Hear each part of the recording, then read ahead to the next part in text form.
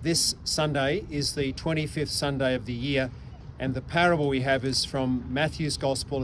It's chapter 20. It's the parable of the workers in the vineyard. The background of this is quite important. In the ancient world, if you didn't have land, you'd go out to the marketplace and you would be searching for work to be paid 1 denarius a day. That would help you and your family to survive from day to day. So that's the context of the parable. Jesus tells the parable saying that at the beginning of the day, people present themselves and they are employed. At about midday, more people present themselves and they're employed. Then later on, early afternoon, people present themselves. And then later in the afternoon, towards the end of the day, people present themselves for work. At the end of the day, everyone is paid the 1 denarius. And those that came early are complaining about the fact that they've been paid just the same as those that came late. And Jesus then says, well, I'm generous. Why should you be envious?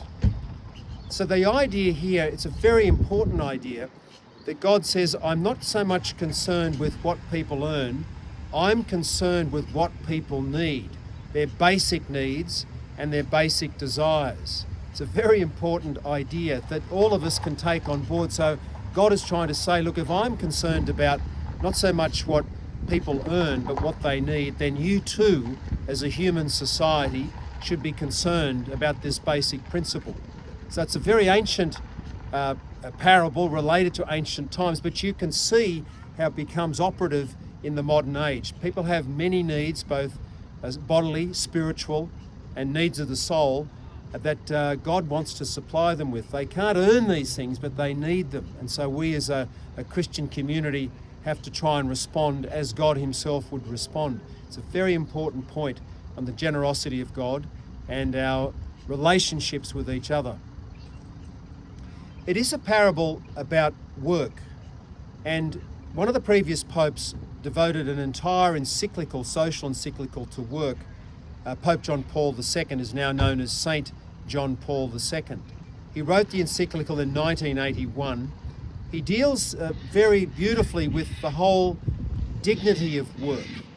He treats firstly about the objective nature of work and how there's all these different types of work, and all of them should be considered of great value, no matter what we do, whether we're working with our hands, whether we're working with our minds, whether we're paid or whether we're not paid. All work has a great dignity to it. And then secondly, he deals with the subjective nature, the fact that it's we human beings who do it. And so therefore what we do in the eyes of God is important. So the objective and then subjective meaning of work. Of great interest to you, I think, will be the very last section in that encyclical, which is entitled A Spirituality of Work. And what the Pope does here is he coins a phrase which I think is rather beautiful. He says that Jesus' life in Nazareth, 25 years working away with Mary and Joseph, he calls that the gospel of work. He says it's the 5th gospel. So we have 4 gospels, Matthew, Mark, Luke and John. He said this one, Jesus working in Nazareth, is the 5th gospel, because he did that for most of his life as the Son of God, as the Son of Man. Finally, and very profoundly, he talks about the spirituality of work. He talks about our life having a rhythm, the rhythm of work and the rhythm of rest. He says that God works for 6 days and then rests for a day, and that gives you the 7 days of creation. And so human life should have this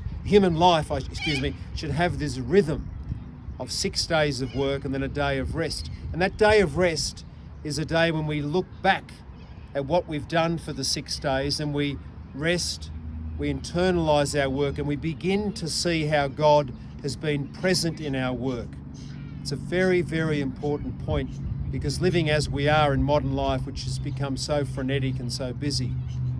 So yes, this week, the parable of the workers in the vineyard helps us to see the generosity of God and helps us to see a spirituality of work.